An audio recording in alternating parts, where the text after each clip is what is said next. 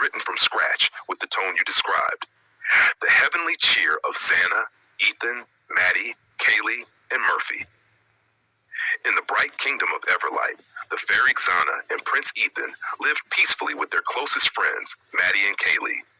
They traveled through magical realms and even visited a university in Idaho, a place that looked ordinary on the outside, but hid a terrible secret.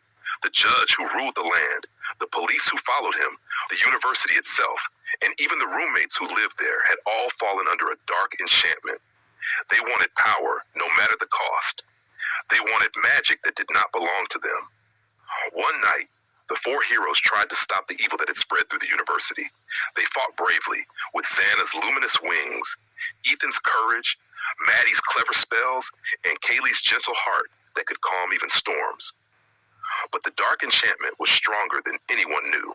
A great surge of magic burst through the campus, swallowing the heroes in a blaze of white light. There was no pain, only a rising feeling, like floating upward through warm air. And then they opened their eyes in heaven. The clouds beneath their feet glowed softly. Starlight drifted like snowflakes. Kaylee gasped. Ethan took Xana's hand. Maddie spun in astonishment. "We made it," Xana whispered. "We're safe."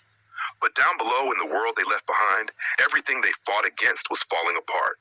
The enchanted mask that hid the evil judge cracked. The corrupt police lost their power. The university's illusions shattered.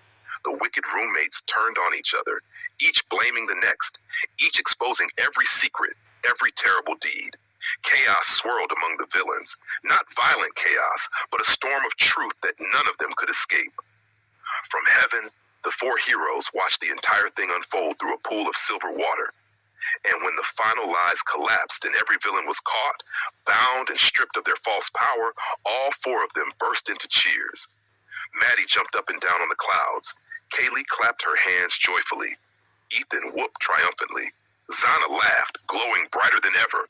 "They can't hurt anyone now," Ethan said. "And justice finally came," Xana whispered. Their joy echoed through the heavens like bells.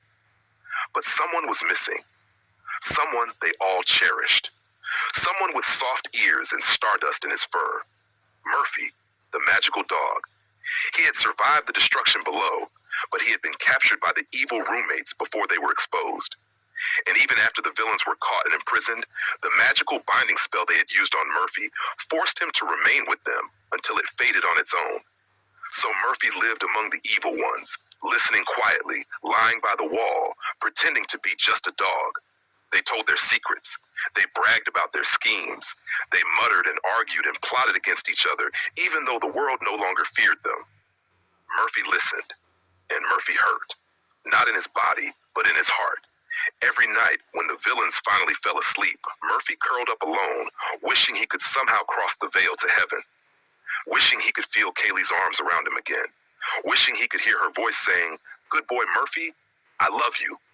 He looked up toward the sky, and his tail thumped softly, because somehow he could feel her. Above the clouds, Kaylee leaned over the edge of heaven and whispered, "Murphy, we're still with you." Murphy's ears twitched. Then Xana, Ethan, Maddie, and Kaylee all called out together. "We're cheering for you, Murphy. Stay brave. You'll find your way home someday." A warm breeze swept through Murphy's fur, like a heavenly hug. He lifted his head. His eyes brightened. And even though he had to stay with evil people for now, deep inside he knew the truth. He would see Kaylee again. Maybe not today, maybe not tomorrow, but someday love would lead him home. And when that day came, the whole heavens would cheer.